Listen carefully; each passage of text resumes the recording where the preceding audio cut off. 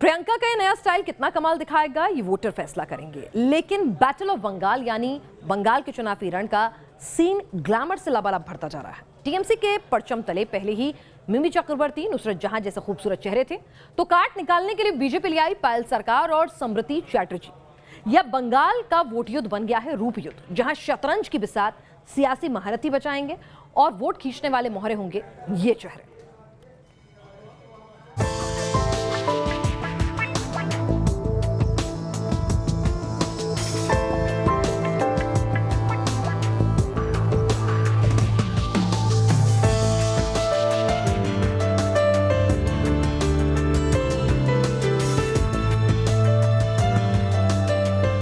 TMC की मिमी और नुसरत वर्सेस बीजेपी की पायल और समृति।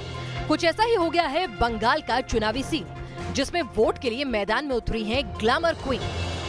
25 फरवरी को बंगाली सिनेमा के जाने माने चेहरे पायल सरकार ने कमल का परचम थामा, तो अब बीजेपी की अगली कमलधारी बन गई हैं बंगाली फिल्मों का खूबसूरत चेहरा समृति चैटर्जी। इधर सिनेमा से सियासत का रुख हुआ तो उधर मिजाज भी बदला। फिल्मी पर्दे पर रोमांटिक डायलॉग करने वाली ये हीरोइन पॉलिटिकल पंच मारने लगी। আমাদের এই বাংলাকে সোনার বাংলা করে তুলবো। अब आप सोच रहे होंगे कि जिस बैटल ऑफ बंगाल में बाहरी अवैध घुसपैठिए जैसे मुद्दे गूंज रहे हैं, तो वहाँ भला खूबसूरत चेहरों की एंट्री और वोटर से केमिस्ट्री का क्या कनेक्शन होगा? समझने के लिए जरा बंगाल की पॉलिटिकल हिस्ट्री देखिए। जिस दौर में लेफ्ट की सियासत शबाब पर थी, दिलीप रॉय और माधवी मुखर्जी लाल सलाम की पॉलिटिक्स को चमकाते थे।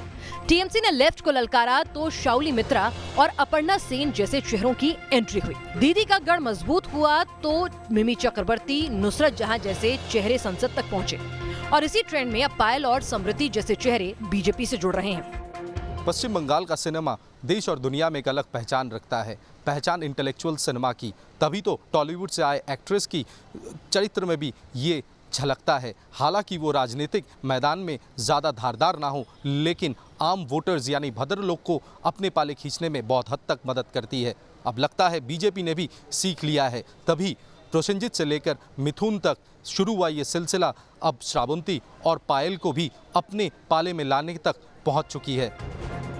भद्र मानुष की इस राजनीति में टॉलीवुड के चेहरों का आना बीजेपी की स्ट्रेटेजी का सिर्फ एक हिस्सा भर है। खुद प्रधानमंत्री मोदी नेताजी की 125वीं जयंती पर पहुंचे। गृह मंत्री अमित शाह पहले ही आईसीसीआर के कार्यक्रमों का हिस्सा बन चुके हैं, और पार्टी अध्यक्ष जेपी नड्डा ने भी बंगाल के बुद्धिजीवियों तक पार्टी का पैगाम पहुंचाने का सिलसिला शुरू कर दिया है। यानी भद्रलोक की राजनीति पर बीजेपी अपनी पकड़ मजबूत करना चाहती है। भद्रलोक यानी बंगाल के वोटर पर सबकी नजर है, क्योंकि बंगाल का चुनाव तय करेगा बीजेपी का अश्वमेध का ये घोड़ा आगे बढ़ेगा या फिर कोई ऐसी सियासी सल्तनत है जो कमलधारियों को रोकने की ताकत रखती है। जय जय श्री राम। कोलकाता से तपस सिंह गुप्ता के साथ टीम न्यूज़ नेशन।